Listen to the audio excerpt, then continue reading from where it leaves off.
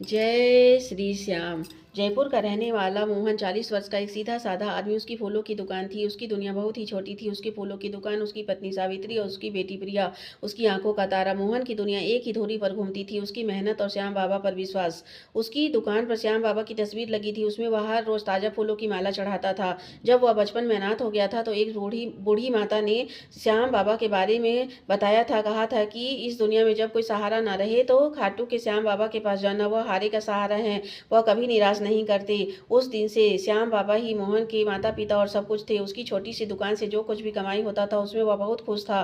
पर पिछले कुछ दिनों से उसकी खुशी पर किसी की नजर लग गई थी। उसकी बेटी प्रिया बीमार रहने लगी। एक दिन प्रिया को सांस लेने में बहुत तकलीफ होने लगी तो मोहन उसे सब कुछ छोड़कर डॉक्टर के पास लेकर भागा। तो डॉक्टर ने जांच कर बताया कि प्रिया के दिल में छेद है जो जन्म से था, अब बड़ा हो रहा है, ऑपरेशन करना होगा, 5-6 लाख रुपए लगेंगे।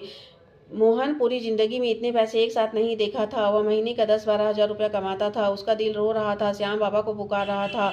सब तरफ से जोड़कर भी इतने पैसे जमा नहीं हुए तो पत्नी ने सेठ जगतराम के बारे में याद दिलाया कि वे सूद पर पैसे देते हैं, शायद हमारी मदद करे। मोहन डरते डरते वहां गया और रोते रोते मदद मांगी। तब सेठ जगतराम ने उसे फटकार लगाकर भगा दिया। उस रात वह मोहन घर नहीं गया, दुकान के बाहर लगे बाबा की तस्वीर के सामने बैठकर उन्हें पुकारने लगा। तभी एक कार आकर रुकी। एक लंबा चौड़ा व्यक्ति उतरा, मोहन के पास आकर कहा कि मुझे फूल खरीदने हैं। मोहन ने कहा ताजा फूल नहीं है। तब उसने बासी फूल की ओर इशारा करते हुए कहा कि ये सारे फूल मुझे चाहिए। कितने के हैं? मोहन ने कहा 200-300 के होंगे। वह 5 लाख का बंडल दिया। मोहन ने कहा छोटे पैसे नहीं है। उसने कहा छोटे पैसे नहीं चाहिए, मुझे किसी ने भेजा है, कहा तुम्हें पैसे की जरूरत है। मोहन ने पूछा आप कौन है? तो उस अजनबी ने मुस्कुरा कर कहा वही जिसे तुम पुकार रहे थे। वह तेजी से गाड़ी पर बैठा और अंधेरे में कहीं गायब हो गया। मोहन को लगा जैसे वह सपना देख रहा है। वह घुटनों के बल बैठ गया और बोला बाबा तूने सुन ली। वह अस्पताल की ओर भागा और पैसे जमा कराया। ऑपरेशन हुआ, बच्ची ठीक हो गई।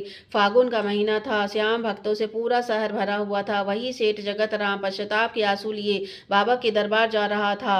मोहन की दुकान को देख कर रुक गया। मोहन के पैरों में गिर कर रोने लगा। मोहन ने कहा ये आप क्या कर रहे हैं? तो उसने कहा मैंने जिस रात तुम्हें फटकार लगाई थी उसी रात मेरे इकलौते बेटे का एक्सीडेंट हो गया था। डॉक्टर ने जवाब दे दिया था। मैंने आकाश की तरफ देखकर कहा कि मैंने जिस अजनबी को फटकार लगाई है मैं उसकी मदद अवश्य करूंगा, और मैंने पता लगाकर एक आदमी को तुम्हारे पास भेजा था। उस रात जो आदमी तुम्हारे पास आया था उसे मैंने ही भेजा था।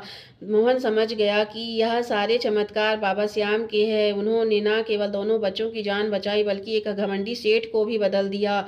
हारे का सहारा खाटू के श्याम बाबा।